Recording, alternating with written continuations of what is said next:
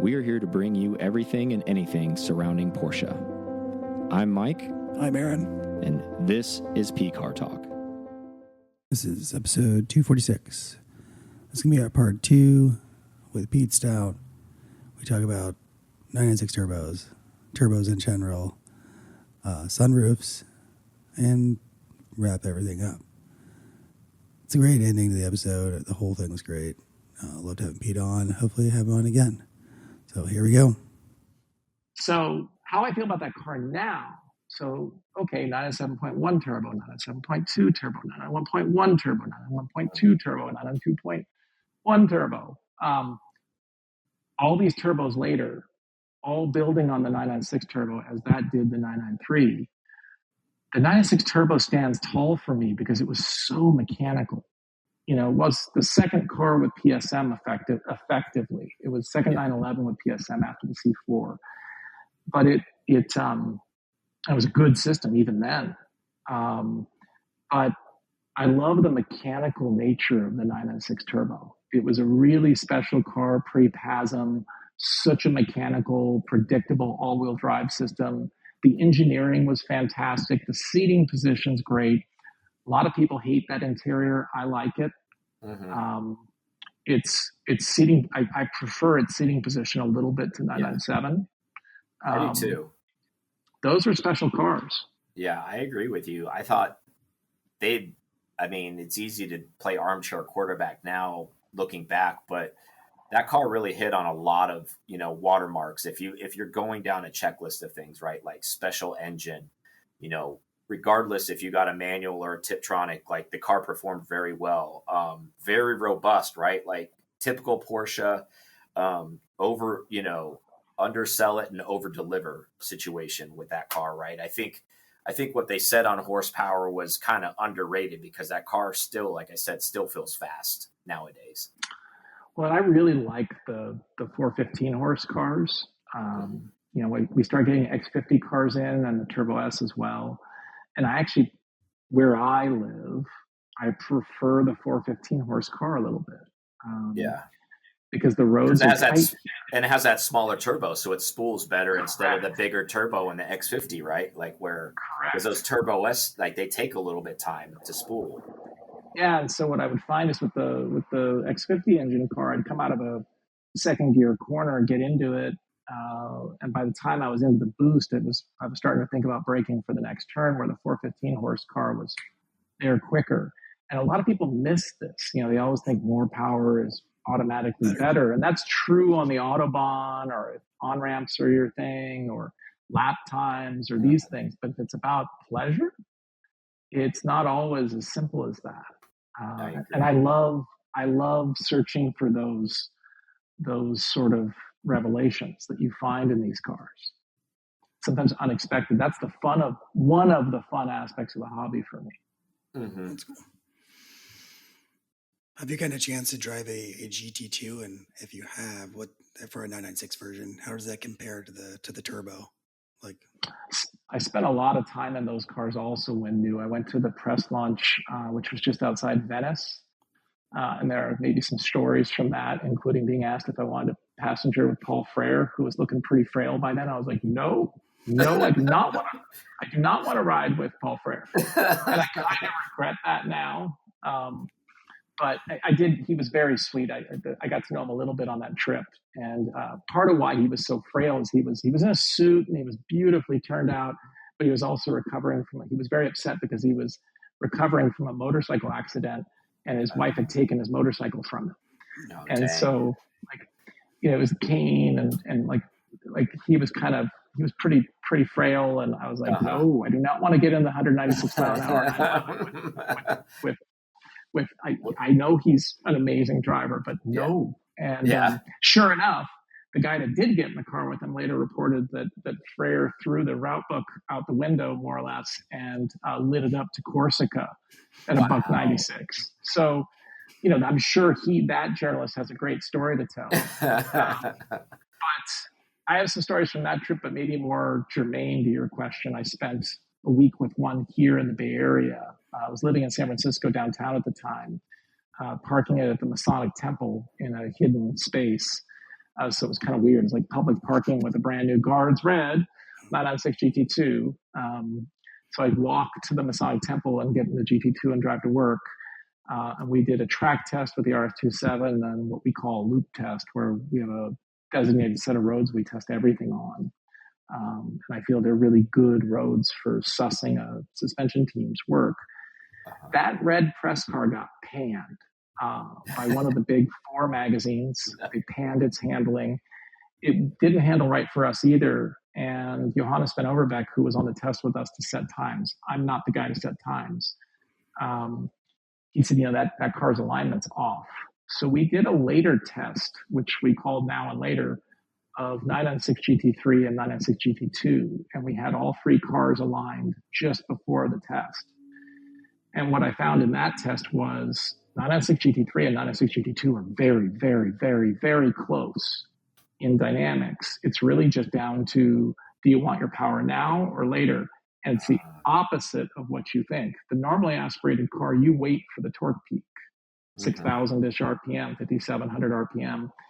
And then it goes on to that scintillating red line past $8,000, which back then was the 400 horsepower 993 turbo of naturally aspirated 911 engines, right? Yeah. Past $8,000 in a 911 street car with a warranty was like, insane, right? Totally. But the 996 GT2 fought back because it gave you fantastic torque down low with similar chassis dynamics. So it's sort of like, what do you want? They're both phenomenal. And I think today the 996 GT2 is underappreciated. You just got to have a nice budget for alignments on the regular, because if they're not aligned, you get in trouble. I mean, they'll give you everything you need to fix the problem, but unlike the later cars, they won't fix that problem for you. You're on your own, besides ABS, which I kind of like about those cars. I do too. But it's not for everybody. It's not for everybody. So for an experienced driver, a 996 GT2 or GT3, I still love those cars, both of them. But people get them like, can I do anything about the hunting and weaving on the freeway? It's like, no, that's how they are. And do you guys know the reason for that? I do not. Suspension pickup points in the 996, they had so little money, they didn't even have a Cabrio on the books when they set up that chassis. So there was no anticipation of a car lowered by, let's say, 30 millimeters. So the suspension pickup points are all wrong, which is why the 996 GT3 RS had extra meat on the uprights to change the pickup points for the race cars. And then that's why the 997, that was one of the big improvements in the 997, is they were able to address the pickup points. And so you don't have the hunting and weaving. I see. But I like the character of the 996 GT3 so much. The Point 2. The Point 2 is really special. We tested Point 1, Point 2, and Point 2 RS 996 GT3 for issue 5 of 000, and finally got to drive all three in a row in Germany with Richard Meaden and Alex Pilevsky. It was interesting because I'd read all the British magazines saying that the Point 1 is the one. And it's like, once again, as an American, we missed out on the good stuff. Yeah. And that was neither Alex nor my conclusion after driving 996.1 GT3, 996.2 GT3, and RS. We both liked the Point 2 GT3 the best. It wasn't that we didn't think the RS was amazing. We even preferred the RS. Or that we didn't think the Point 1 GT3 was dope. But the Point 1 GT3 handled really well, but kind of felt like a Carrera Plus. Like the first GT1 non-turbo engine feels like a better 3.4 or 3.6 Carrera engine. It's like 360 horse. It's nice, but it doesn't go past $8,000. It doesn't even go to $8,000 if I remember correctly. It's 7,800, something like that. I'd have to go back and look at the RPM. So, that Point 2 GT3, that 996 is very special. If you've driven them, you notice when you close the door and you hear it with no sunroof, you notice, like, and the thinner headliner. It's just like, whatever that is going on up above your head is like, oh, this is different. Yes. And then it drives that way. I agree. Cool. Yeah, that's a special car. We have a couple of friends that have those, and I've spent some time in it. I've got a 997.1 GT3, and Aaron's got a .2 997 GT3. So we have the evolution, at least in our mind. We have the generations where we really like them are at, I guess, really like the driving characteristics of it. I just wanted to confirm that I had heard a rumor in this, and since you were in the test bed and the trenches so much, you probably would know the truth to this. And if you don't, that's fine. But I always had this question with the 997.1. You know, a lot of them have sunroofs in North America. Was that an option, like a dealer option? Was that an automatic checkbox? And was that what I've been told is it could have been deselected on the options list, but that so many of them were dealer ordered, and I guess they wanted to add value to it because people were thinking, oh, okay, this car's $100,000+. How am I going to buy a car without a sunroof? And, you know, that was the time where they were having a hard time moving them. Was that the reason for them to have sunroofs in North America, because we're so vain and we had to have sunroofs? What is the real reason behind that, or do you know? So I'm going to say, if there's one thing I've learned in the arc from excellence to panorama to 000, is that I always get concerned about definitive answers around Porsche. You know, when I hear words always, never, last, first, any of these words, I get concerned. And it's one thing to work in print, but it's another to answer a question like this on the spot. So I can only share what I remember of this. Okay. And it would be actually a fascinating subject, and I probably know who we could talk to for more info.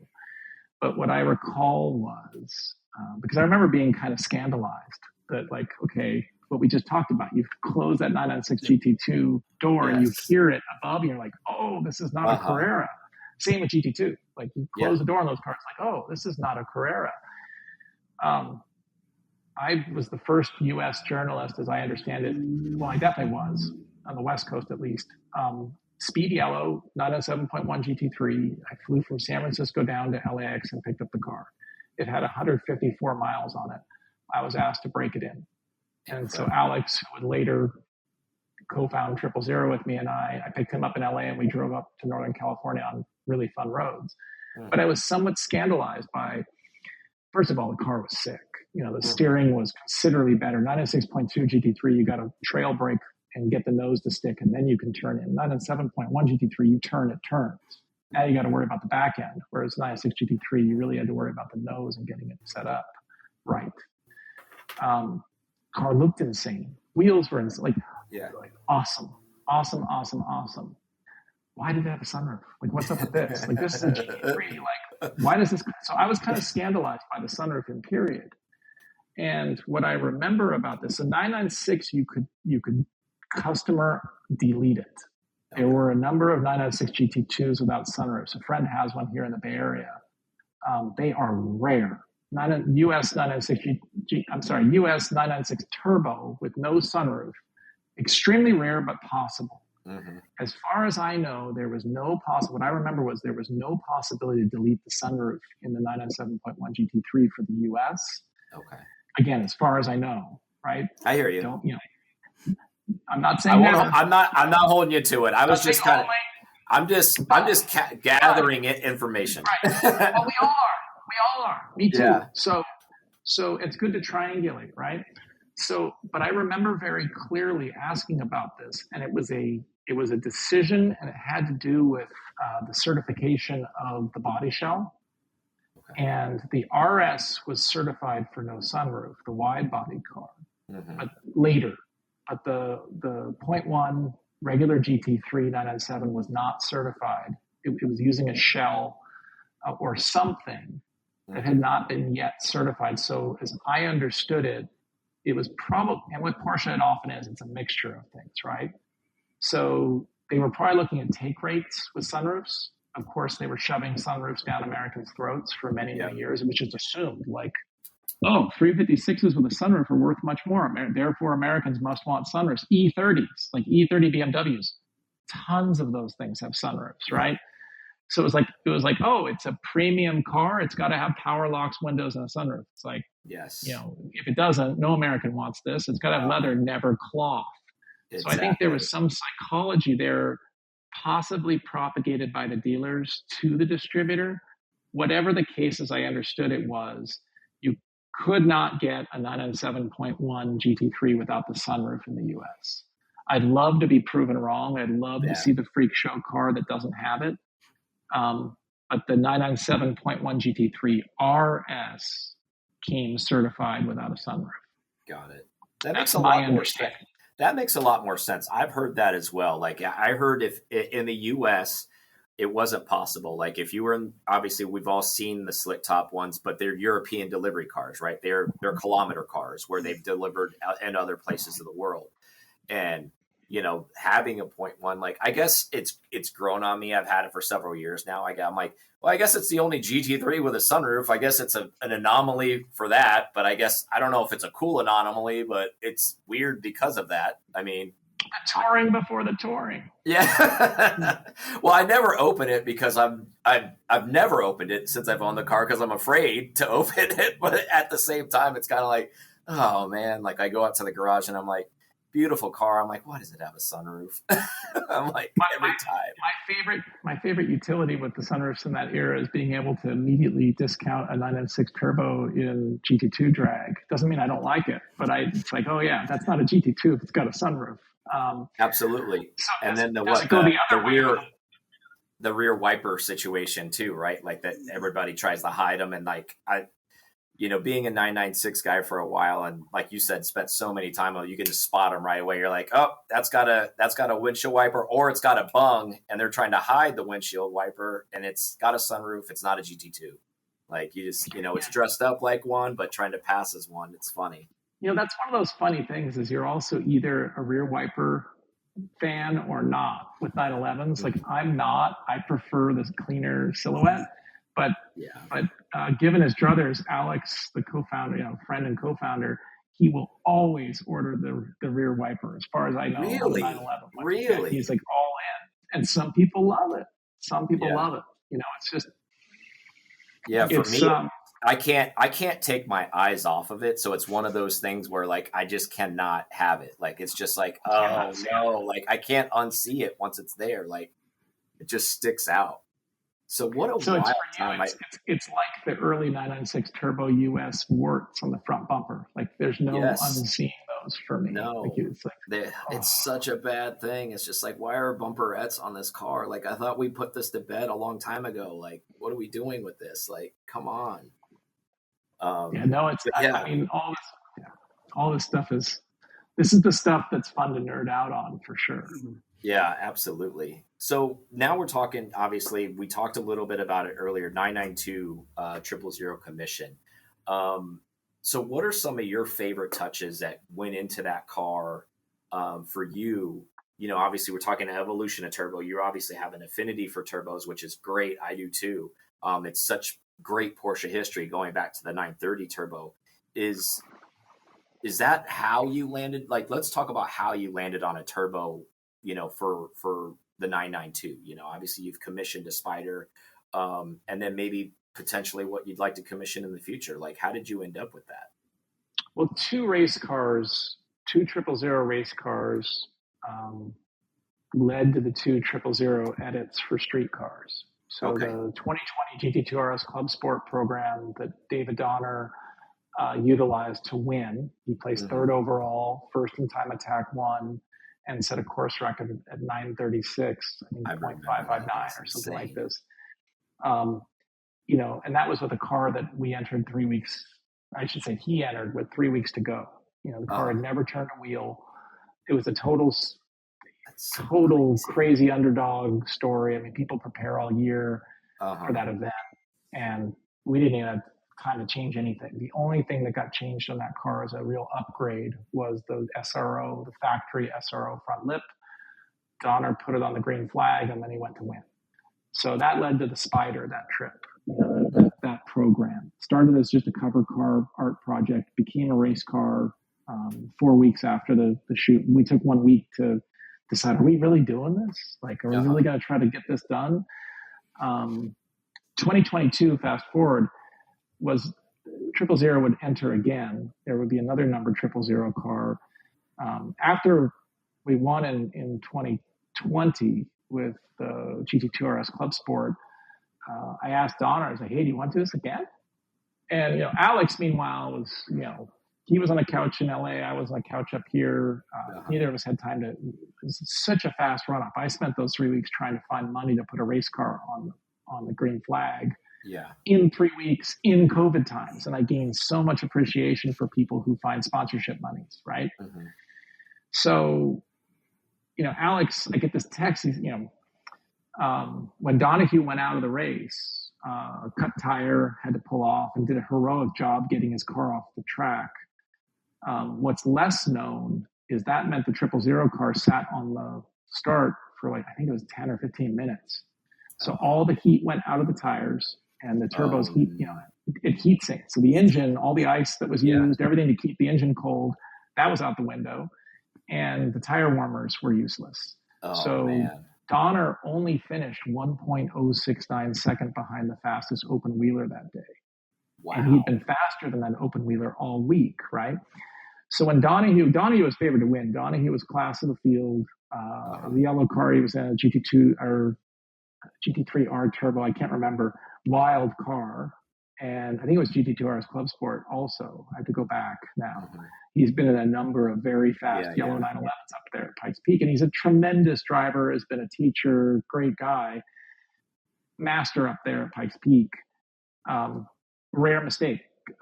There's a section where you can't practice from Glen Cove into the next section. And if you watch the video, he just gets a little close on one side. The course was a mess from rocks that had gotten onto the course from rain.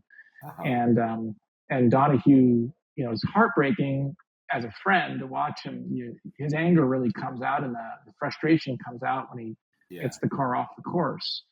So I've talked to Donner about it, after Donner's thinking, okay, so what's wrong with the course if he made a mistake? Yeah. Because Donahue doesn't make mistakes. Because I was going to say, he's so great, and it's like, what's going on up there?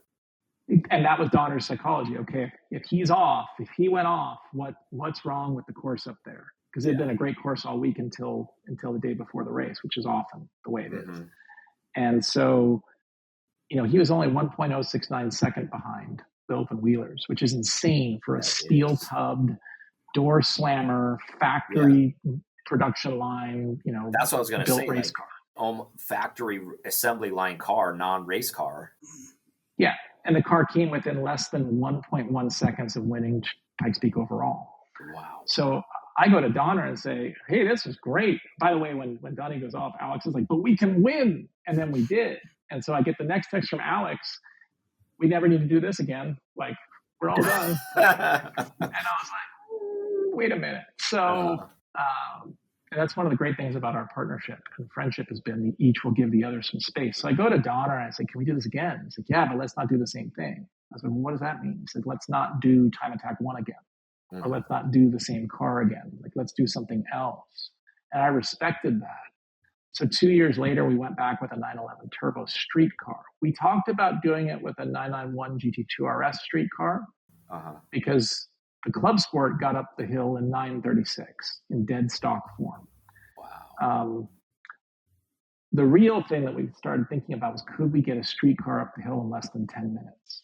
That was the real goal. Was, we knew we weren't going to win with a street car. Yeah. But Monster Tajima was the first human to go up the hill in less than 10 minutes in a Suzuki prototype, 910 horsepower. And so we thought, if the Club Sport got up the hill in 936, could a street car get up in less than 10? And could that be an objective? Yeah, a goal, yeah. And so we looked at 901.2 turbo, 901.2 GT2 RS road car. And I was talking to a friend at Porsche, and he said, 992 Turbo S with a lightweight package is a pretty interesting car. And we talked that through, and I said, you're right. So we started talking with Champion, who we'd partnered with on the 2020 race as a sponsor, and they've been a long, long time friend of 000 and of me in the Porsche space. They've just been a phenomenal supporter. I didn't know Mr. Mirage. I've gotten to know his son since, and I found out that he loves print, which is why he was a supporter. Okay. And that's a whole story to its own. But we started to kind of talk to Champion about it for 2021, and they couldn't get an allocation, and I respected it. They said, we can't, this 992.2 this 992 turbo is so in demand. We can't tell our loyal customers, hey, you can't have one, but we're going to go racing. And I respected it. Like I respected that. Yeah. 2022, we were able to help obtain a special allocation, and PM&A helped us with that. And we ended up going back with Donner again. And the sole goal was to get, Champion joined us, Michelin, Edwards Collection. And we did another art livery, this time around the 930. So as you said, turbo. And I feel that the turbo's underrated. I'm at fault at some level. Like I was going to say, you spent over a decade evaluating these things, right? Yeah, 996 GT3 came out, and as an enthusiast, I was like, turbo.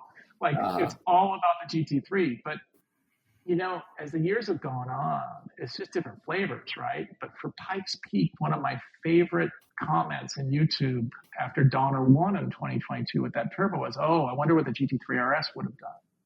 Why didn't they use the GT3 RS? GT3 RS wouldn't have known where Donner went, because up there at 9,000 to 14,000 feet, normally aspirated is nowhere. No. And that's the space of turbocharged. Yeah, that thing would have had 300 horsepower by the time it got up there. It would have been a dog by the time it got up there. Yeah, like a Boxster 2.5 at sea level might have gotten it. It really, you want a turbo car or an EV up there. Mm-hmm. And now you add all-wheel drive, and everybody builds wide race cars for Pikes Peak, but at the end, it's a 2-lane mountain road. And so a narrow car has some advantages. And that program was really special. I got to work with people that I'd known, like Victor Scanapico at Champion, who I think is one of the best techs there is, in North America around Porsche. And there were many others involved in that program. And to get to work with those folks and, see the results. We worked on that one, not for 3 weeks. We worked on that one for about a year, and pretty intensively for 6-8 months, prepping that car. And Victor lived in the car for 4 months, just preparing it. Yeah. The car showed up at Pikes Peak with, I think, 50 miles on the odometer or something like this. Wow. Still on the factory fill of oil. And Donner in the dry was only 3-4 seconds off of 935.19 with Jeff Swart driving, so certainly an experienced shoe. Reese Millen in a twin turbocharged GT3R, they were changing the turbos every night. So they had 10, as I understand it, they had 10 turbos for the week. Wow. So they would cook turbos every time they do a run, huh? I don't know about every run, but they came prepared. You got to respect it. I think they were probably running a legit 1,100 to 1,500 horsepower depending on altitude. Wow. And so here's Donner and what we affectionately like to call the orthodontist special. It's the truth. like stock aero, stock all-wheel drive, stock suspension, stock brakes, had to run the stock wheels, not same size, the stock OE wheels. All you could change was tires. So we were running Cup 2Rs, the best we could find for the stock wheels, 20s and 21s. You can change, you have to put some safety gear in. So you got to put a real cage in, take the carpet out, take the airbags out, so forth. So whatever weight you're saving, you're putting more than back in with safety stuff. Yeah. Right. Then you can change the exhaust due to altitude, and you can change the ECU due to altitude, and you can run race gas. And my favorite rumor of the week was all the people in the paddock, they're watching Donner. He's like a few seconds off of these wild builds. And in the dry, I think he'll murder me for this. I think Donner was, I want to say he was 13. We were fastest 15. I can't remember if we were 8 or 9 or 13 or where the car was, but in the dry, it was like perfect conditions all week in practice. And the car was in the fastest 15. And the rumor in the paddock was, those 000 cats are cheating with 1,200 horsepower. Oh, geez. But we knew we didn't have 1,200 horsepower. Yeah. I think it dynoed down at Colorado Springs in the 700s. But and that's down at Colorado Springs. That's not 9,000. I was about to say, that's way down. Yeah. Right. But the issue is the transmission breaks at 800 horsepower ish. Especially in racing conditions. I've heard some tuners say that they'll hold more, but in those conditions, Champion broke PDK in their GT2 RS Club Sport the year before. It passed 800 horsepower with Romain Dumas. They had to replace the transmission. So we knew we were certainly in the 700s. And what changed was it, as it often does at Pikes Peak, it rained. It snowed and rained. PPIHC deserves huge credit for driving trucks up and down the course all night, and they were able to preserve the full course. Wow. And while we couldn't get under 10 minutes, suddenly that 911 Turbo S street car with a warranty, by then maybe 200 miles on the odometer, still on the factory fill of oil, that car ended up finishing second overall, beating every race car on the hill except for Robin Shute in a Wolf prototype that did like 110 at Laguna. Oh, geez. So, that 911 Turbo was the car for, between the turbocharged torque, the lack of impact of altitude, the all-wheel drive, the rear steer, which Donner credited. Initially, Donner was like, I don't know if I want that rear steer stuff. Like, he's old school. A little like me. But what he found was with rear steer, he could attack on the way into corners that in a way he never could before at Pikes Peak. Because so much goes on at the back of a 911. When you can change toe at will and do in phase or out of phase, it's a big deal. Yeah. And so that car became kind of a car to have up there. It was up against serious talent. Zwart, Millen, another Millen. And that car finished second overall, first in exhibition class. And we went back on a dry day with Larry Chen, and Donner did a 953. So that's kind of the genesis of, and there's videos for people who want to watch it. There's a video, Carfection did a great job with the race, with covering the race. And then Top Gear UK with Rob Dahm did a great job in covering the record attempt. I saw that. That was great. Yeah. So the street car, the 000 Commission, is a more literal output of the second race program. And you'll notice that all the cars have carmine red mirrors. Why? Because the race car, Glenn Cordell, the renderer who helped make that crazy livery work in 2022, the whole car's covered in a magazine, basically. It's covered in print signatures, which is another story. But I said, hey, Glenn, should we do something with the mirrors? Because it's still carmine red. He's like, I kind of like them like that. And I was like, I do too. So we didn't put anything on them. No sponsor stickers, nothing. Nice. So the street car ends up having carmine red upper mirror caps to reference the race car. The lower caps are body color to make clear it's not a mistake. Or maybe it does look like a mistake. I don't know. I think it's kind of cool. I think it's cool. It's absolutely cool. And funny story with those mirror caps, working with the German team, they said, what color do you want for the stem? Because if you do CXX paint to sample mirror caps, there's 4 pieces. There's the upper cap, the lower cap, and then 2 stem pieces. And we're like, well, we want black plastic for the stem pieces. They said, well, nobody's ordered that. You have to do something else. I was like, okay, can we paint it matte black? And they were like, no. And we're like, okay, we'll take gloss black or body color, like we were talking it through. And later they came back and they really do figure out ways to make your dreams work. Like that's just not just marketing. They really go to work. They'll set your expectations that, okay, that we haven't done that, or it might be difficult, or it might not be feasible. But sometimes they'll come back and say, okay, we found a way. And so they found a way to do the matte black plastic, paid for paint to sample, but got black plastic, but that's what we were going for. And then the other hits from the race car are the front grille with the 000 logo. That was probably the hardest thing in the whole car. There's one other piece I'll get to, but that piece resulted in a new process for them.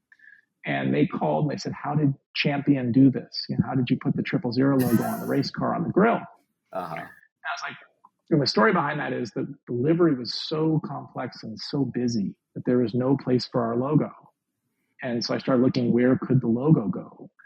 And I always liked old Abarths and Bugattis where they would, they'd screen the car number, the license plate Big number 7 on the front radiator. Yep. Old school race car stuff, man. I loved it. So good, right? Yeah. But people don't do that with Porsches. I mean, they have more recently because they didn't have radiators.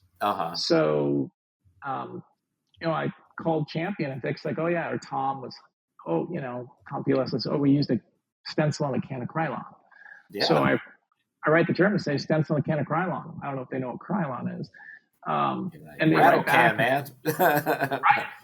And so they said, this is not so good. This might not be possible because it could affect the thermal efficiency of the grill. That is such a German thing to say, isn't it? I love it. And so I was like, if this is the thing you're worried about. So I was like, well, it did race up Pikes Peak successfully. And they're like, Pete, we have different durability standards here at Porsche. And I was like, okay, I respect it. And they're like, also, it's vulnerable at that height to rocks and such. And I was like, okay, that makes a lot of sense. Mm-hmm. Pikes Peak, you don't have to worry about getting rock spray because you're the only car going up the hill. So they ended up getting lasers involved. They involved Visoft to test the thermal efficiency. And then they got lasers involved to render the 000 logo on those grills. And they are not cheap. That grill is rather expensive. Man. So that's another hit for the race car.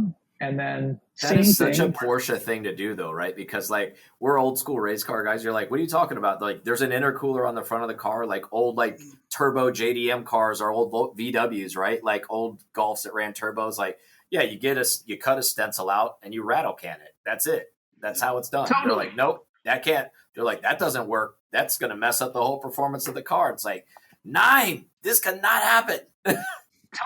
Totally. And so, down the same road, we had no place to put our logo on the race car, despite all the work. And so we put it under the rear wing. We put a 000 logo under the rear wing, knowing that would be up when Donner left the line. And I always loved the old F1 cars with like Parmalat or M-Power or whatever under the rear wing. I've always loved that aesthetic. And so the 000 commission has also that hit directly from the race car. On a dark car, it's a white or silver 000 logo. On a light car, it's a matte black one or satin black. Oh, that's awesome. And then bottoms of the doors, there's a little logo that we call the Peak 100 logo. And so I was going to say, it looks like the Pikes Peak, right? Like it's for... Yeah. It looks like the mountain with a road going up. It's the same shape as S for Turbo S. And then it has a little 100. Okay. And that was in the closest red we could get that was approved to Carmine red to match the mirrors. So you have a double red hit again. So it's clear that this is intentional with the mirrors. And then inside, the car has the illuminated 000 door sills, which were also on the race car on race day. Horace Oppenbrink was kind to get those over in time for the race. And we had ordered the car with the illuminated sills so that would be there, which was a touch from the Spiders. All the 000 package Spiders had illuminated 000 door sills. And that has a backstory too. My 911 has them, and it was kind of a joke. Someone from Germany reached out and said, do you want these? And I was like, I don't like those illuminated door sills. And they said, oh, but it could have the logo. I was like, I like the door sills. I like it. Yes, those are great. So, and then inside the car, the center console lid has Donner's time, 9:53, Pikes Peak, PPIHC certified course time, with a map of the Pikes Peak course going up the armrest. Cool. And then the other part that was very difficult in the car is the dash trim strip. I mean, how much are we going to nerd out here? But it's satin carbon, it's like a matte carbon fiber dash trim in those cars. Okay. And we asked if we could create a proof stripe, which is from the car's livery, from these press sheets that are covering the race car. And Glenn Cordell duo-toned it, or single-toned it, I guess.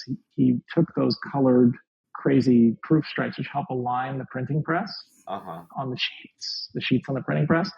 It's kind of this funny, and you see it on the race car. It's in the middle of the belt, or like the middle of the sides, and then up over the middle of the car. And so Glenn took those shapes and markings and made them into a single color. And then below them, it says something to the effect of first in exhibition, second overall at the 100th Pikes Peak International Hill Climb. Second one says, in very small writing, both, it says first production road car to climb Pikes Peak in less than 10 minutes. Wow. It's all very That's small so on the cool. dash. Yeah. Well, the Germans looked at this and they're like, "There's no way we can print something that intricate on the carbon. We don't have that process at a high quality. So maybe it'll just have to have Donner's signature." And I was like, "Okay." Well, Boris and Jochen and the team, they got to work and they found a way, and now they can do intricate patterns on those panels as a result of this project, which makes us happy. Like if there's a chance for others to be able to do cool stuff out of a racing I was just program, about to say, you open the door up for other people. Like, look at you. Like you guys are helping Porsche. Look at you guys. I don't know about that. I mean, it's no, I know. I'm being sarcastic. I'm like but they started a process. They didn't realize that they probably nice to have in the arsenal, right?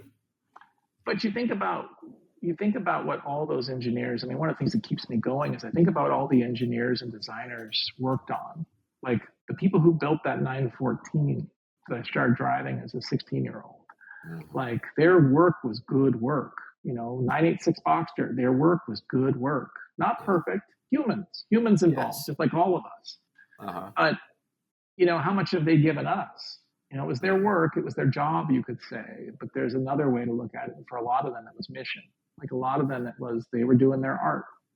And we're the beneficiaries. So if there's a chance to get to work with them to write news stories, awesome. How cool, right? Now, is there like you said on the other with the, when you told us the Spider story, how many cars that you thought they may sell? Did that same conversation happen? Is there a cutoff point, or is there somebody maybe it's listening that has the means? Can they still get that, or is that out of the books that no one can get that commission out? It's a qualified answer. So, as I understand the process right now, all that's needed is a 992 Turbo S with the lightweight package. And then the critical thing is the chance to add CXX projects. So it's if you've got a 992 Turbo S lightweight package allocation and your dealer then requests a exclusive consultation through PCNA or Porsche Cars Canada or whatever market. I mean, the Spider went, this offering is theoretically offered worldwide. I'm hoping to have a little more clarity. The Spiders went Canada, US, I think Belgium, Japan, Thailand. The last Spider, the 39th car, was delivered to Thailand. Wow. So the Turbo S is a kind of off the books. The 000 commission for the Turbo S, the celebration of the win at Pikes Peak, is a kind of off the books possibility. It just is a matter of, and there's no limitation on how many would be built. My guess is, I'd love to see an update, but last we checked some time ago, we saw 20 or so. We had visibility for 20 orders that were supply constrained. Okay. And I would guess these are going to be rare cars, but they're not limited per se. These aren't a limited edition. They're not a numbered edition. Yeah. These are just kind of something that came out of a crazy side story. So there'll be, like a lot of things that within the Porsche world, it's going to be limited based off of availability to capture that CCX and all the stars aligning to make that happen, which makes it that, it's unique already, but like you said, not numbered, where it's kind of like one of those really cool Porsche nuances. And it's kind of like, if you know, and how you ended up with it's super cool, right? It's neat that there's side stories, right? And Exclusive does this. They do market editions. They do different things that are side stories, or I'll call them side stories per se in those cases because they're official and they're doing these things. But there's, like, you look back to the 964 era, and one of the cars that made a big impression on me as a kid was the Turbo S2. And talk about arcane, talk about, not very well known. The USA Cup USA cars. These cars go on to have a story of their own. Those 718 Spiders, there's a Renless thread going for those. And sometimes I'm blown away by how long that thread has become. And I pop in every now and then to try to supply some info. Yeah, like those Flat cars, they took, like, people, they would order them. It's another one. Yeah, and it's kind of like they're not limited. You could order one, and then it took them so long to make it. They'd show up 2.5 years later and they're not even making the car anymore. And you're like, hey, you remember you ordered this? It's here now. You're like, oh, outstanding. Yeah. And by the way, there's only 12 in the world. Okay, cool. Totally. I mean, there's others like that. Like, late 80s turbo slant nose Targa. That's a rare beast. Yes. There weren't that many people who it was available, but it wasn't something that was ordered, or maybe there was other supply constraint. Who knows? So, and they work through those supply constraints. Like, we've seen that. And I'm not a rarity guy. I respect the people for whom that's important. It's a psychology, right? And there's something in us as humans that like things that are rare. So I get it. But I'm just an enthusiast and driver. Like, my take is, like, as long as someone's preserving one stock, it's a permission slip for me to go driving. That's the way I look at it. My view is the more the merrier. Like, I love the idea that these are not limited necessarily. That if it's possible to build more and more will be built. To me, that's more happy people. Like the 718 Spider, we got to a place where there was an LED headlight problem. There was a supply chain problem. I think it had to do with European supply chains. And we were asked, do you want us to block this order because we can't supply the car with LED headlights right now? And Alex and I preferred the look of the LEDs to the standard headlights in the 718, which is why we specified them. We thought it really elevated the car into 918 territory in a way. I agree. Or at least shades of that. And we thought about it. We're like, no, like, there's somebody at the end of this order form for whom they're like, it's car or no car. Yeah. And they'd rather have it. Yeah. Let them make the choice. Like, happy customer, somebody driving this car, awesome. Now there were other people like, hey, I want gold wheels or black wheels. We're like, I have to think about that now, because it's not a supply chain issue. Doesn't mean that we don't like those wheels on the right build. But as Alex said, where does it stop being the thing that it is? I agree, because you had a vision for it, right? So it was that thing. It's like, how if you can't deviate from it too far, right? So because then it's not that thing anymore. We learned so much on the 718 Spider program working with the team in Germany during those crazy COVID times. Like, we thought we knew how to order a car, and we thought we knew that. My favorite comment on Renless was like, oh, this is not that special. Anybody could do this. And I was like, man, you were not on the 8 or 10 Teams calls we were on. Like, you're like, I'd like to see you try, just, give me the cliff notes of after your attempt. I mean, and that's, I think, the coolest thing about Porsche probably is, by then I'd been studying the mark for more than 20 years full time. That was my job, full time for 20 some odd years. And I was learning, like, oh, I have so far to go. Like, there's so much more to learn. So it's a cool thing. Like, you guys are doing this and you're sharing these insights. I'm kind of curious, what has been for each of you kind of one of the wilder insights on your journey as podcasters around this subject? I think. Go ahead, Aaron. You got something? So I was saying my first, something I learned was we were talking with Dr. Armbruster, and he was talking about the RS Spider, and we were talking about the Taycan because that's by the time it came out. And when he shared that they had a 3RS that also had a hybrid motor and the regular 3RS engine, and just rolling around like a normal 3RS in Germany being tested, I think that was learning something like that out of somebody we never expected to talk to. I think that would be a highlight for me. I enjoy like just talking to you, Pete, like the stories. Like, I think one of the ones that really sticks out for me is Patrick Long. He's a good friend of ours, and his journeyman story of being a young guy wanting to go racing, over in England, and basically, hey kid, you gave it your shot.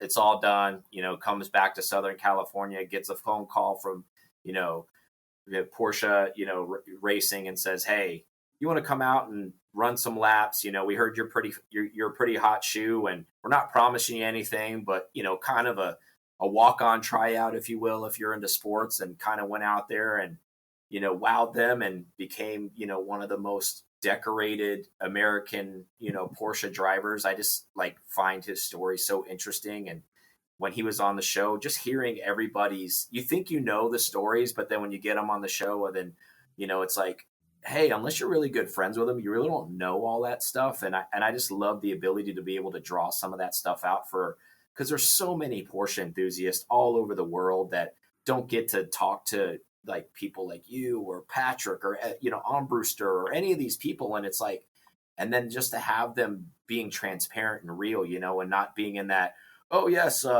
whatever the marketing team says, like, well, that's what we're going to do, just to get them like unclothed and just be like, yeah, man, we were in that position and it was rough for us. I'll tell you what, it sucked, and just hearing them being just like all of us. I guess a lot of enthusiasts just love that, the reality of that situation. I just love being able to do that.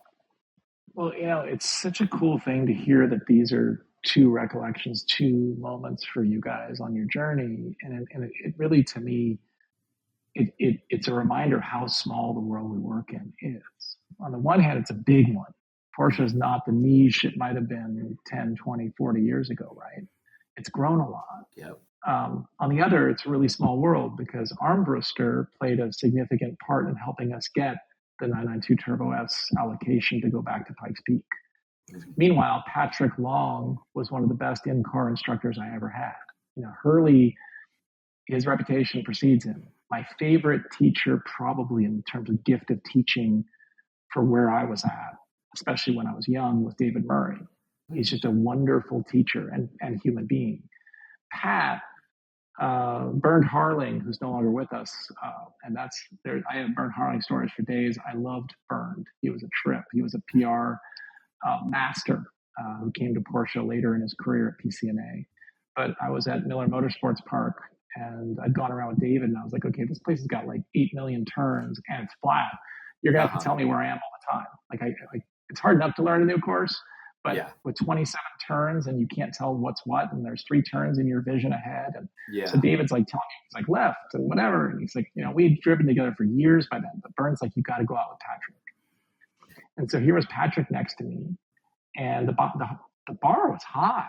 Curly Haywood, David Murray, Case Neerop, Doc Bundy, and the story and goes on, right? And here's Patrick, and I think it was 997.2 Carrera S launch, US. Okay. And we're going around, and Patrick had an efficiency as a teacher that I'd never come across. And it was so helpful. He'd be like, next corner, 3 out of 10 braking, and, next corner left, 3 out of 10 braking, next corner right, 6 out of 10 or 8 out of 10 braking, 1 out of 10 braking, like breathe. Instead of saying breathe on the brakes, which is pretty vague if you think about it, right? It's like, true. Soft, but you don't know how soft. Yeah. And I came to appreciate Patrick's, I'm verbose and long form. Sorry about that, gentlemen and listeners. No. But Patrick is, he's super succinct and efficient with his comms. And he was a tremendous coach in that regard. It was really a privilege. So you think here, both of you have picked 2 moments out of what I'm sure are so many. And both of those individuals touched my life too. Yeah. So it's pretty wild, cool isn't it? Yeah, it's pretty wild. And like here we are, like, right, it's like you said, it's a large Porsche world, but also a small one at the same time, especially when you're doing stuff like this. And I think it gets smaller, and you could test to this because you have a lot more years on us in the industry than us. But the longer you're in it, I feel like the smaller it gets, right? Like the tighter, like, hey, oh yeah, Larry Chan, yep, been with him on a bunch of stuff, and that, you guys, he says a lot of times, like, man, I remember shooting this cover. I feel like even in one of his videos, he's in Thailand right now, and he's like, man, I signed this, and this guy has this at his house in Thailand. Like, how cool is that? Yeah, it's pretty wild when you think about the reach, whether it's something as small as 000. I mean, I got on a private plane to go down to a car rally. Somebody said, oh, if you want to save some hours, just ride with us. I was like, okay. Mm-hmm. So I got on the private plane, flew down to this drive, and came back, and I was kind of peopled out, which does happen to me sometimes. Yeah. I think that's just humans. Yep. And so on the way back, I decided there was an odd, there was going to be an odd one out. And I decided to be the odd one out. And I went to the back of this little jet and just was going to read or decompress something. And the guy in the back of the plane, this tall guy, he's like, oh, nice hat. I was wearing a 000 hat. And he's like, I'm like, oh, I don't. You're like, here we go. You already. I know what you're saying. You're like, here we go. Here we go. And I was like, oh, thanks. And I was like, I just said, oh, thanks. And then he's like, oh,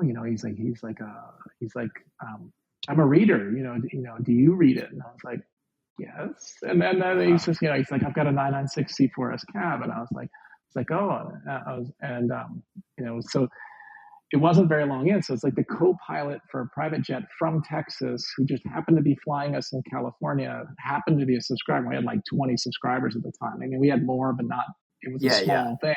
It's like, what are the chances of this? Like, yes. Like, so in the sense, it is very small world.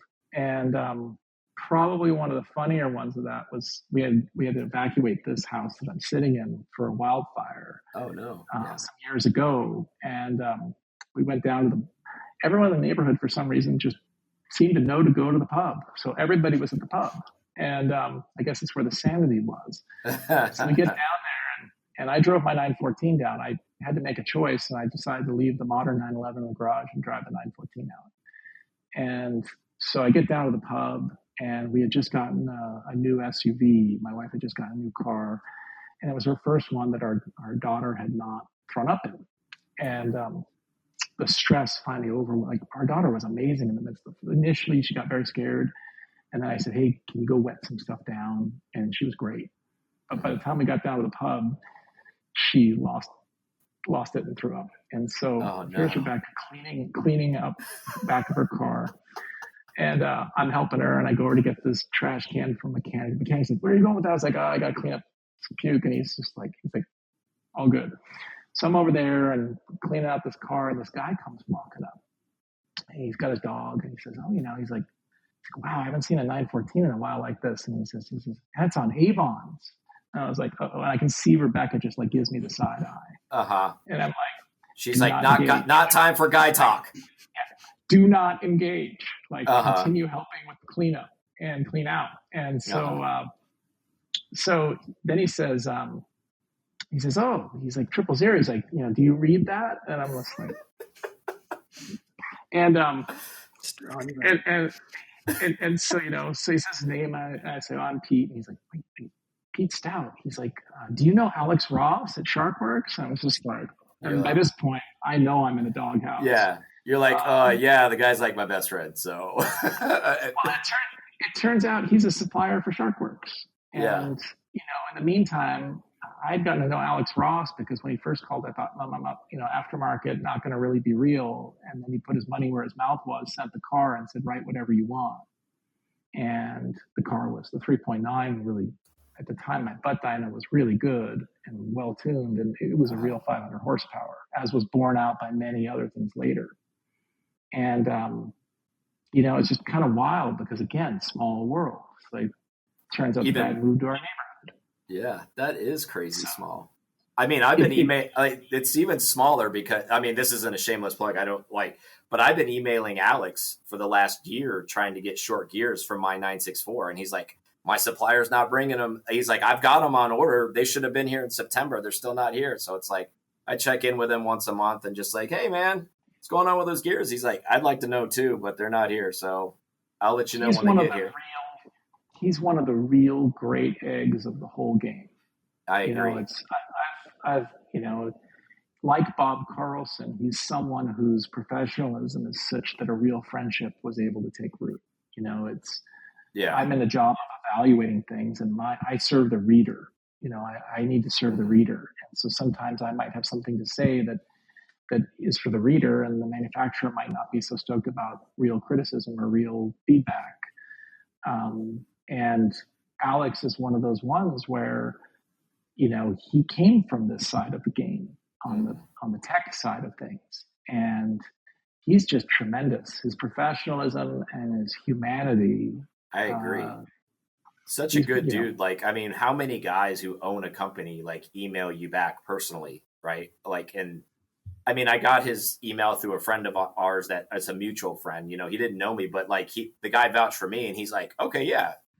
Like, how many people do that nowadays where they're kind of like, "Oh yeah, man. Hey," usually some people are like, "Man, this guy keeps blowing me up about these gears and will not leave me alone." Like, and I just check in with him once a month, and he's great about it. He's like, yeah, I'll let you know, but I want him too. I got other friends that need him too. So hopefully we can get him soon. This game is full of those folks. Sometimes it's easy in a big community, to get cynical. But the reality is there's a lot of great people in the space. And, we've touched on a fair few of them today, but there's many, many more. And so that's been kind of I got into this business to be around the cars that I was interested in. And the surprise has been I was too immature at the time to realize how cool the journey would be interpersonally, and the conversations, the drives, the events. It's really been it's a neat deal. I would have to second that. Like we kind of just did this as two, yahoos, and no formal training in this. I'm financial and he's got a tech background, and we just said, hey, why don't we just try doing this? 6 years later, we're still doing this and talking to great people like you and sharing stories. And, the whole goal has always just been kind of like, our approach was like, all right, always be an enthusiast, like look through the lens of an enthusiast. And when we talk to these folks like yourself or Patrick or Umbrister, like what kind of stuff do they want to hear? Like what kind of things, like in, the conversations that happen behind those closed doors. It's like, oh yeah, like you gave it a great example when you talked to those engineers about those headlights, and things that people don't really get to chat about. And then, to bring that to a public surface and like let everybody and just disseminate that out for everybody to hear is just, I feel so fortunate that you spent time with us, and anybody that spends time with us and shares their time, and that we are allowed to tell some part of that story. We're just very, very fortunate for that. Well, I would encourage you guys to keep going, keep at it for another 6 years, and then think about whether you want to do a 6 after that. I know that might sound daunting. I hope it sounds fun. No, we were excited. I'm still as pumped as we were on day one, man. Like when we were hearing you were going to come on the show, I was very excited. I was like, man, I love that dude. I love their work. I love everything that they're about, man. Like, I don't even know that guy, but I bet you I can have a beer with him and we could talk shop for hours. Anytime. If you're in my neck of the woods, don't fail to reach out. I'm about 15 minutes north of Golden Gate Bridge. We've got some decent roads and tracks around these parts. But I would also say keep going, because last year, I guess it was at the very end of the year before, last year we published our story on the ST.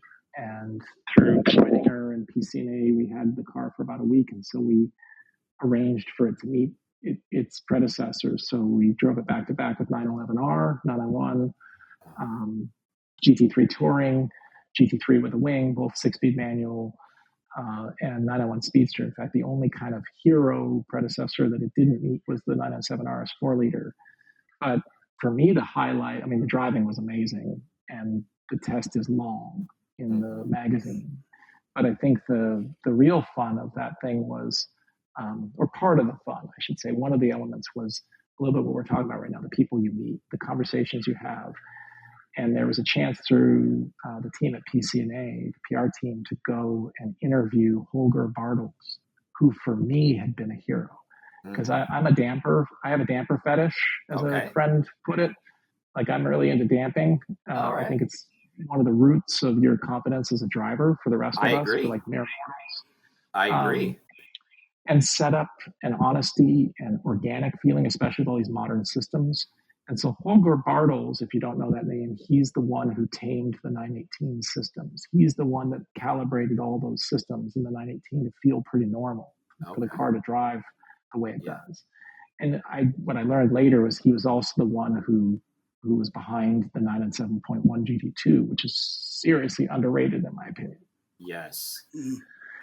So I'd met him, but not really gotten to talk to him. And I drove up to the wine country where they were and sat down with them. And it was kind of end of day and for him. And I said, can we, so the handler sort of said, how about 20 minutes?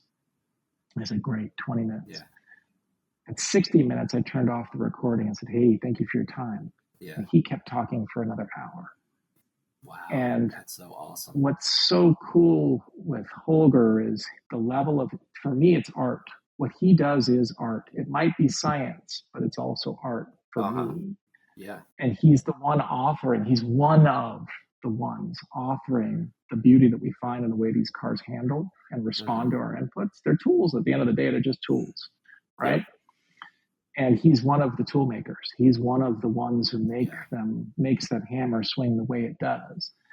And so hearing him talk, we ended up printing, I think it's a 5 or 10 page interview with him, just his words. You know, obviously it's a conversation, some questions too, of course, there's something to keep him going. But you know, that conversation was, again, it's like all these elements of art.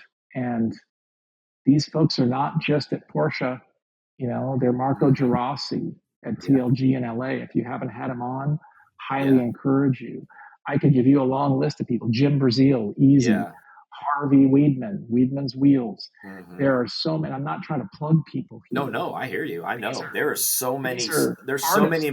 Yeah, so many people in this industry, and like you said, and even other ones, like where the things that they do make the magic, right? It's the magic that they put into it, and it can't be replicated. They're the ones that make that tick, and it's just a beautiful thing. I mean, Brazil, the guy that sold me parts when I was a high school kid, he saw the value in these cars long before the market did. And he filled that gap with used, dismantled car parts when the people who could afford those cars probably couldn't afford new parts. And that kept a lot of cars like mine going, and there's so many more. Yeah. You know, a few weeks ago, I took my Deep Sixes up to Weidman for a periodic refresh. The anodizing needs nothing. It's still perfect a decade later, but the paint, we did a special paint kind of experimental idea, an RSR finish paint. He's like, look, this is experimental. 10 years later, it needs a touch-up. Pretty good for experimental. Yeah, I would say so. I always wanted to go see his shop because he's regarded by many as the ultimate Fuchser store. Yep. And he's in Oroville, California, which is probably 3 hours or so from here. He's so the I took guy. My daughter. Oh, he's the guy. So you should do a podcast there, although bring lighting. So I took my daughter with me for a road trip, 290 miles round trip, to go drop these wheels off. And we get there, and the place is an OG shop. Like, it is not, nobody's in lab coats. Nobody's like, it's not pretty. It's gritty. It's real. It's legit. But the work is art. And he starts to talk about his machinery. And the machinery is like, you do what on that? Like, you can't believe it. He's working on those machines, right? It looks a little cattywampus, and he's quick to point it out. And he's like, but then he tells you the tolerances that he's achieving with this stuff versus a lathe. And this cattywampus looking readapted, like Russian tire balancing machine, whatever it is, like this crazy machine that's got like belts going different ways, and it's like very crazy looking. And then he tells you the tolerances he can achieve with it versus the lathe. And it's just like, okay, master. Well, and you look at the work, master. So essentially, he has figured out how to hot rod his shop to make the parts that he needs to do. Like, he's hot rodded all of his machines to know where their tolerances are. So that's just, like you said, a master craftsman. He's like, look, this is max tolerance for this thing. He goes, I've tested it. Outside of that, this thing sucks. Like, right here it's right where it wants to be at. Doesn't do anything. And that's what it does. Yeah. And so we walk out of there. Imagine for a 12-year-old, you see something like that in the year 2025. You see a shop. It's like, sheet metal shop, very dirty, like very OG, very old school from a different time. And then you see the work. It's not glitzy. Like, the shop's not glitzy, but the work sure is. The work is, and I respect it. Like, I respect it. I wish more of the world was a little bit more like this these days. Yeah. But for a 12-year-old in 2025 and leaving with dad, and dad says, that's one of the best in the world. Yeah, that's incredible. Like, did you take her there Did you take her there in a DeLorean? Did you guys go back in time to go to like make that trip like like in the 80s just to go see that? It's funny you should mention that. We did kind of go in a DeLorean, I guess, or hopefully it's not a DeLorean. Oh, we did kind of go in something odd. We went in a Lucid Air. Nice. That I was testing, and I was asked to offer some feedback on, and so I was curious, and I specifically took that car for that trip to see how it would do. How'd it do? So it was a little. I don't know if you know, but Lucid Air uses the same front steering rack as I think it's 991. It's either 992 or 991. The steering rack, same Bosch part. I did not know that. What a way to bring it to Porsche. And damper fetish man over here was blown away by the dampers on some of my test roads, the curvier stuff. It's a big car, like it's wide. But the wild thing is with the wheels properly protected more for the interior than the wheels, those things are wild. You open the rear trunk and you put the seats down, and I want to see this, but one of the salespeople I talked to before said you can put 4x8 sheets in. I want to see that before Wow. I'm going to say it. But then I was like, well, yeah, okay, but it's pretty narrow, right? Or pretty low. It's a low profile. You open a trunk, it's got a glass window. It's typical sedan. And he said, open the side doors. So I opened the rear door, and he's like, no, open them. And so instead of just going out to kind of this, they go full 90 degrees. They open normally, and then they go 90. Really? So you can get huge stuff back there. Wow. But what kind of blew me away was already the Air Pure is not slow, as is the case with all these EVs. Yeah, personally, Sapphire now is like, are you kidding? 1,200 horsepower or something, 91730 power sooner. That's insane. But the interior is great. The freeway cruising is great, but it could not do a 290-mile trip on the freeway at my pace. I'm talking about the pace, but at the same pace that I would run on the 991, my daily, the Lucid, we had to get a charge in Marysville. So what I learned was, I'm not opposed to EVs as something that you're using locally. I think PHEV is a better, probably for the future, that's a better solution for more people and probably the environment too. I think so too. Probably. But, everything else but the range, it's impressive, that car.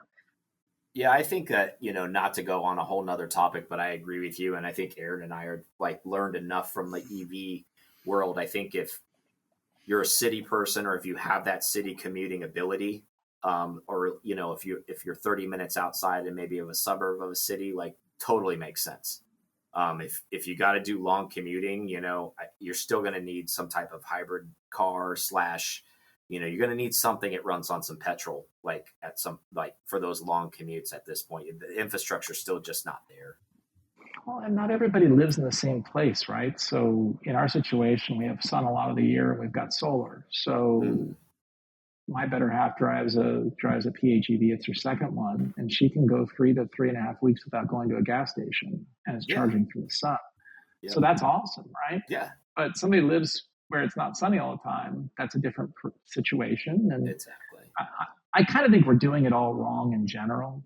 I think that we should be equipping plumbers, trucks, and short haul heavy stuff that's already heavy anyway. That can charge over, not overnight. You have to have some sort of battery system to soak up the energy while the truck's out on. But there's so many contractors and short haul vehicles that are already heavy. Why in the world are we not incentivizing those as EVs or PHEVs first?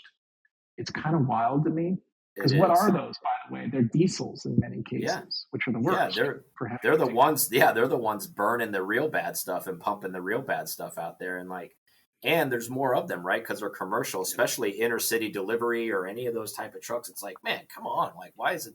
All of those should be on something like that, right? So why are we building sedans that are as heavy as Cayennes and modern Cayennes, or not Cayennes, but modern EV SUVs that are as heavy as 7,000 to 10,000 pounds? I know. Where you have plumbers trucks or contractors trucks or short haul delivery trucks that are never going more than, or rarely going more than 50 or 100 miles in a day. Exactly. And those are perfect candidates because they're around the power source and they're local. It's like you said, it seems logical when you spelled out, but it's whatever the powers that may be, right? That put us in this situation. got to think of the guy's name, and this might be something you edit out, but there's somebody worthwhile. It's a little far afield because he's a Porsche nut, but he's started a project that's really cool where they're hybridizing 18-wheel truck trailers. So they're hybridizing the trailer, which is brilliant because the trailer's got a lot of weight anyway. Yeah, and it's large, right? Like so there's space. Large. But the critical thing is it plugs into the truck and it turns the truck into a hybrid. So it turns the tractor into a hybrid. That's genius. That's genius. And I'll have to. It's Ollie Javidian. Do you guys know Ollie Javidian? No, we don't. I think it's ALIJAVIDIAN. Hopefully you can edit that part out too. But look him up on Insta and tell him I sent you. Okay. But he's a car nut. Like he's deep into sick BMW 2002s and Porsches. He's got a mint green Targa. Okay. So he's one of us for sure. Yeah. Absolutely. But he's one of us trying to solve a serious problem with a really creative solution. That's so smart. If that comes to fruition and actually activates, man, what a game changer that is. Right. So, are these sports cars bad for society? I don't think so. Like car people take care of their cars and they're thinking about it. They're thinking about solutions in different ways. And that's Ali in a nutshell. Mm-hmm. Actually, I follow him on Instagram. Now that you say it took me a minute because when you said mint green Targa, I was like, I only know a few guys that have those. And he is one of them. Yeah, he came to one of our events. He came to Rare Shades 5 at Summit Skywalker Ranch. And we put his that was I know we've been going for a long time, but I just wanted to say that looked so badass. Like that event looked so badass. It was a lot of fun. That's Rebecca's. It's all credit to Rebecca. She's event planning as her background. It's my better half, and we call her the money at 000. And she's now our COO. But she sent Alex and I a note. She's like, "Hey, I think I want to do an event at Skywalker Ranch," and we're like, good luck with that. You can't get in. Like you cannot get into that place. You're like, that's a bank vault. No one can get in there. Whatever. Like knock yourself out. It's kind of like Let's Go Racing. And she put a call in. It turned out somebody she used to be a buyer for in the city, somebody who worked at the Fairmont when Rebecca worked for a major medical group, American Academy of Ophthalmology. Turned out Rebecca at the time was a buyer for a property Catherine worked at. So they knew each other in their 20s. And Catherine was sort of like, "You're where?" And Rebecca was like, "You're doing what?" And I guess their first question was like, "Is this going to be like Fast and the Furious?" And I'm like, no. I don't think you need to worry about the 356 crowd. I think we're going to be okay. I didn't mention the launch control crowd, but it was funny that they came back to us like, the price, which was already like for a small company, and then 200 cars max, or 200 people max. Yeah. And so like, well, 200 and let's not even talk about price. 200 is not enough people, so we'll just politely decline. And Rebecca said, "Well, should we ask for like 300?" I was like, no, don't just well, let's move on. And they came back with 400, and they had never done an event that big, as I understand it. Yeah. And because they're usually really intimate, if anything, right? Like I've heard less than 50. Yeah, and it was first Rare Shades that we didn't lose money on. And it was the feeling in the crowd was electric, and some of that was post-COVID. And doing that at Summit Skywalker Ranch solved a lot of issues with, we talked about going into COVID with Larry Chen, coming out of it with Rare Shades, and Larry Chen was there for that too. Yeah. And as was the 2020 race car, but and the Champion guys. But at the time people were very political about it, and they would get very upset about things. And what was nice is with Skywalker, everybody had to sign an NDA to even come on property. And if they didn't like the COVID rules, it wasn't even a point of contention, right? Yeah.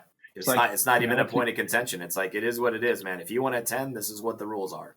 This is how it is. And it was, this is 2022, I think, or so. I'd have to go back to when that was. but the feeling was electric a little bit because there hadn't been many events. Mm-hmm. But the other side of it was just the Summit Skywalker Ranch team is pretty extraordinary. The food's insane. The place is insane. Like it was so. Pretty it was much a special everything place. you would imagine. Yeah, like everything top level, right? Like whatever you could imagine, better than you could imagine. They know what you need. That's how it is. It's like a tribute to, America tends to take it on chin a little too often, and you go on to that property and you see the commitment to Frank Lloyd Wright's architecture. It was built after Frank Lloyd Wright, but you start to look at every mitered joint in every piece of wood. You start to look at the level of the glass. There are 200-yard long hallways there, Frank Lloyd Wright inspired. There are things there that are mind-blowing, and it's very inspiring. Like, our best times aren't only behind us. Yeah. I firmly believe there are good times going forward. Absolutely. And this commitment to art, it's very easy to say, well, this stuff is only for a very few, or this stuff is only for whatever. And I think that's the wrong way to look at it. I think it's really important that we hold fast when it comes to art and excellence, because that's a marker of our humanity also. I agree. Yeah, absolutely. Well, Pete, man, I can't thank you enough. We ran 2:20. Wow. Like, thank you for giving us. No, apologies. I'm apologizing. That was fantastic. I could go all day, but I know you're a busy guy, and I appreciate your commitment, and thank you for giving us the time and just doing what you do, man. Like, such a great talk, man. I really, really appreciated it. Well, likewise. And from everybody on our team, we want to say the same to the two of you. Your podcast is well known to those of us out here on the West Coast, and it's really important to connect like this. And so thank you for having us on, and for what was definitely a fun conversation, and nobody had to get in the car and commute anywhere. Yeah. So right. We saved some time there, right? Absolutely. So in the meantime, if you guys do find yourself out this way, know that you got friends in the area. Some of our officers are in LA. Alex is down in LA with some of our crew, and the rest of our crew is up here, and the UK as well. So if you find yourself LA, San Francisco, UK, please reach out and let us know. Will do. Thank you so much. Awesome.